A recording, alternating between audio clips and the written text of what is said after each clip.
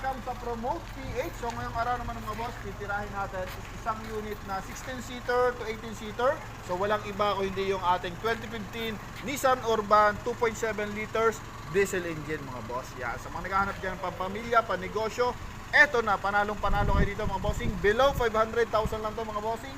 Price na, mileage na ito mga boss, 93,000 km. Pakita natin yung kanyang front area, exterior tsaka interior mga boss, papasilip natin. So ito yung kanyang front area mga boss. Headlight niya is may lining ng chrome sa kanyang grill. Then ito yung kanyang hazard mga boss. Coding nito is Monday. So pakinggan nyo yung tunog ng makina mga boss. Sobrang presentable pa. Kumbaga good quality pa yung ating makina mga bossing, no? Yan. Okay, then ito mga boss, yung kanyang sidings. Yan, very presentable. Pati tunog ng makina mga boss, very presentable talaga yan. So ito mga bossing is meron 14 inches